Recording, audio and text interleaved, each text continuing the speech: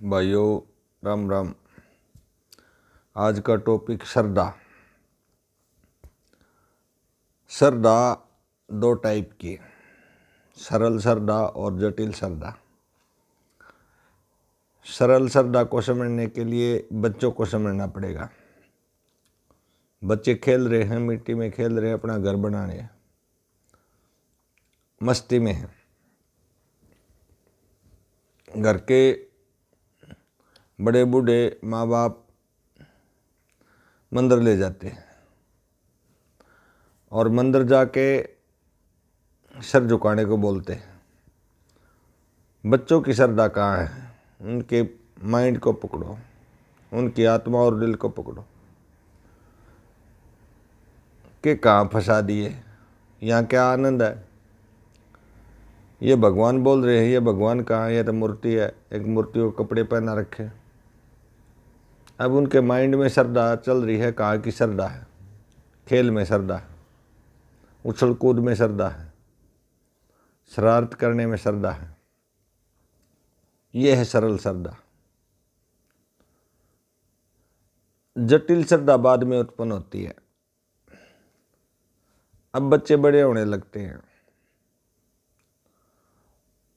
और वो इस चीज को संदेह में बदल जाता है। संदेह कि ये कैसे हो सकता है? भगवान कहाँ है? उनकी श्रद्धा फिर उम्र बढ़ते बढ़ते बाद में बढ़ती है, जब दुख सुख आते हैं और भगवान को मानने लगते हैं। तो बीच का दौर है वो संदेह का है। अब बच्चों का खेल या बड़ों का खेल और भगवान, इनको तरतीब से समझने की कोशिश करेंगे। पहले बच्चा सुबह उठता है, घूमने फिरने के लिए जाता है, एक्सरसाइज के लिए जाता है।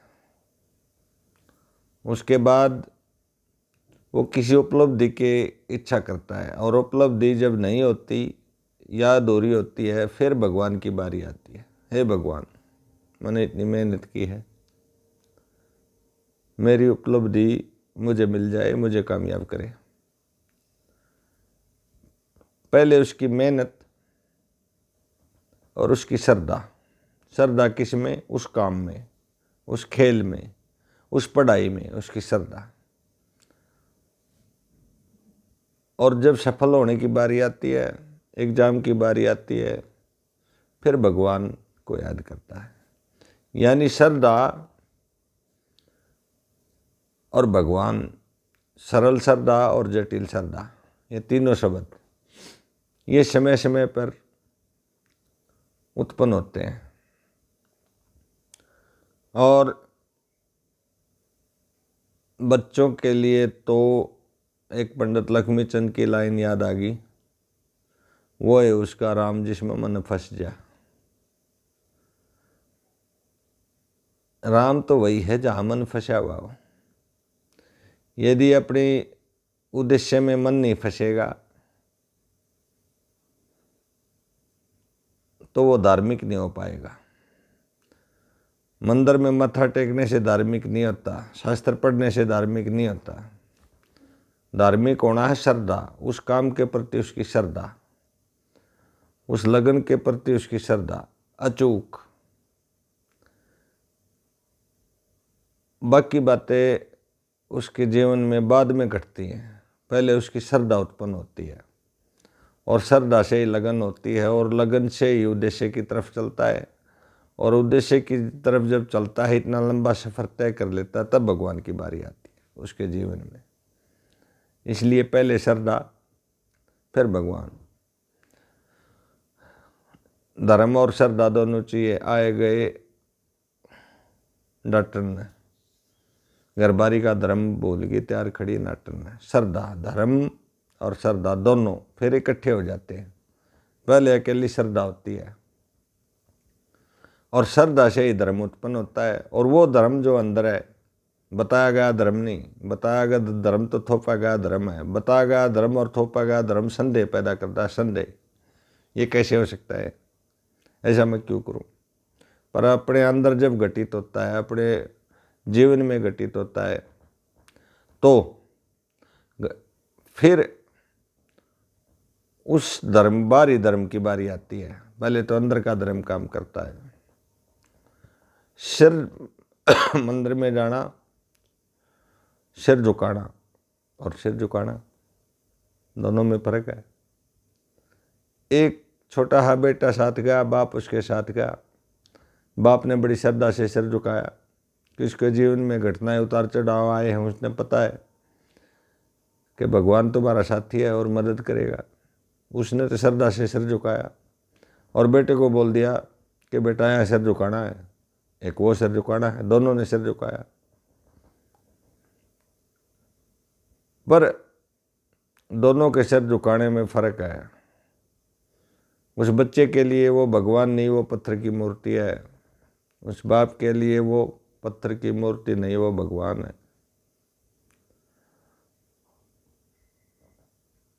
अब अपने मन में, अपने दिमाग में, अपने विचारों में उस बाप ने तो उस पत्थर की मूर्ति को तोड़ दिया, भगवान को उत्पन्न कर लिया। ये कि पत्थर की मूर्ति नहीं है, ये भगवान है, श्रद्धा से। और बच्चे ने पत्थर की मूर्ति बना ली अपनी नज़रों में, अपने दिमाग में, अपने दिल में, अपनी आत्मा में, कि पत्थर की मूर्ति है। इसी प्रकार कई पंथ ऐसे हैं जो पत्थर की मूर्ति की पूजा का खंडन करते हैं। अब पत्थर की मूर्ति का खंडन करने के लिए है किसके दिमाग में, है किसके लिए? पत्थर की मूर्ति श्रद्धा वाले के लिए वो पत्थर नहीं, वो भगवान है। और भगवान को देखने के लिए दूरबीन, दूरबीन, दूरबीन एक आ गया, एग्जाम्पल याद आ गया, दूरबीन। मैं दूर खड़ा हूँ, देख रहा हूँ, ये दूरबीन है। अब मुझे नहीं पता इस दूरबीन के नज़दीक जाऊँ और इसमें आँखों से देखूँ तो बाहरी दुनिया पूरी नज़र आएगी, ये तो नहीं पता। जब उसको दूरबीन को लगाता हूँ तो पूरी दुनिया नज़र आती है। इसी प्रकार भगवान की मूर्ति, पत्थर की मूर्ति, तब तक वो मूर्ति है, तब तक उसके अपनी आत्मा से उसके फीलिंग नहीं लेते, उसके पास नहीं जाते। और दूरबीन की तरह से जब उसके पास जाते हैं तो बाहरी दुनिया साफ साफ नज़र आती है। ये दूरबीन वाला उदाहरण है। एक झांकी है, अब कोई बोल दे इस झांकी, इतनी छोटी ही झांकी, छोटा सा दरवाज़ा, इससे क्या नज़र आएगा, इसमें क्या है?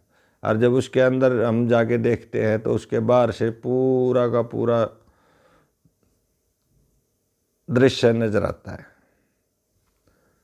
पहले वो झांकी है, पहले वो मूर्ति है, उसके बाद वो भगवान है। अपने विचारों में, अपने दिल में, दिमाग में पहले मूर्ति है, फिर विचारों में मूर्ति का खंडन हो जाता है और वो भगवान बन जाता है। मूर्ति छूट जाती है, खंडन शब्द यूज ना करो, मूर्ति पीछे छूट जाती है और भगवान नजर आता है। लेकिन बच्चों के लिए भगवान बाद में, उद्देश्य पहले। भगवान की बारी आएगी बाद में, जब श्रद्धा उत्पन्न होगी। जब तक श्रद्धा उत्पन्न होगी तब तक भगवान नहीं है, वो पत्थर की मूर्ति है। दो पंथ या दो गुट आपस में किसी मुद्दे पर लड़ रहे थे। एक किसी चीज को सही बता रहा था, एक गुट, दूसरा गुट किसी उसको गलत बता रहा था, अपने आप को सही बता रहा था। किसी आदमी ने देखा कि भाई गलत लड़ रहे हैं, उनको समझा दिया, भाई आप अपनी जगह सही हो, आप अपनी जगह सही हो, आप अपने घर जाओ। कुछ दिन के बाद फिर लड़े, फिर वो समझाने के लिए आया, उसके साथ 2-3 आदमी और आए, भाई ये गुटबंदी बंद करो, आप अपने घर जाओ, आप अपने घर जाओ। जब तक आप विचारों का टकराव होता रहेगा तुम लड़ते रहोगे। मैं पंथ की बात कर रहा हूँ, कोई भी पंथ। अब जो समझाने आता था उसके साथ 2 3 4 आदमी और आते थे। धीरे धीरे उनको समझाते समझाते उनका भी एक गुट बन गया, एक पक्ष बन गया, तीसरा पक्ष, जो उन्हें हर रोज समझाने आता है।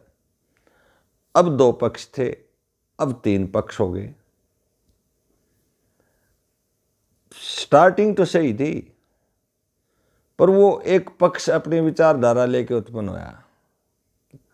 अब यहाँ उनको समझाने तक तो बात ठीक थी, अब वो थोपने लग गया कि ये विचारधारा सही है और आप गलत हो। अब 3 खड़े हो गए। इसी प्रकार हमारे देश में किसी भी पक्ष को समझाने के लिए दूसरा पक्ष शुरुआत सही करता है, पर वो समझाने लग जाता है, वो थोपने लग जाता है कि ये विचारधारा सही है। कोई भी एक विचारधारा कितनी बढ़िया क्यों ना हो, सारा संसार उस विचारधारा पे नहीं चल सकता। अपनी विचारधारा थोपनी नहीं चाहिए। सही और गलत तो बता दो, ये तो बता दो कि भाई झगड़ो मत, और ये विचारधारा ठीक है, पर उसे फोर्सली थोपा जाए, उस पर जोर दिया जाए, तो विचारधारा एक तीसरा गुट लेके उत्पन्न होती है। अब एक बात और कहता हूं मैंने इसी विषय पर, आमतौर पर बता देता हूं। जाति निरपेक्षता और धर्म निरपेक्षता वाली बात हमने किताबों में पढ़ा है, हमने सुना भी है। धर्म निरपेक्षता के सभी धर्मों का समान आदर करना धर्म निरपेक्षता है। इस डेफिनेशन को हम आगे बढ़ाएंगे। सभी धर्मों का समान आदर करना तो धर्मनिरपेक्षता है, अधूरी है। किसी एक धर्म या किसी एक विशेष जाति पर जोर न देना। अब आदमी धर्मनिरपेक्षता बोल भी देता है और दिखावे भी कर देता है, पर उसके अंदर छिपा हुआ इंसान किसी एक जाति पर या एक धर्म पर जोर देने की इजाज़त देता है, तो ये मान के चलो वो धर्मनिरपेक्ष नहीं है। उसने धर्मनिरपेक्षता बोल भी दी, दिखा भी दी, पर अंदर बैठा इंसान उसका धर्मनिरपेक्ष जब होगा जब वो किसी एक धर्म पर ज़्यादा, एक जाति पर ज़्यादा जोर न देगा। ये है धर्मनिरपेक्षता और जाति निरपेक्षता। आज ये बातें मैं किसी एक सब्जेक्ट को लेकर नहीं बोल रहा था, इसलिए थोड़ी थोड़ी बातें कहीं कहीं से उठा ली गई, जो भी दिमाग में आई। और यही सत्य है।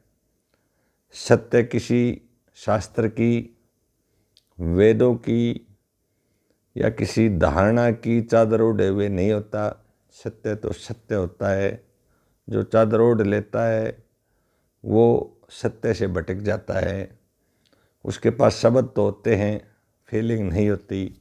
फीलिंग के लिए सत्य चाहिए, और सत्य किसी भी ज्ञान की चादर ओढ़े हुए नहीं होता, बिल्कुल खाली होता है। धन्यवाद।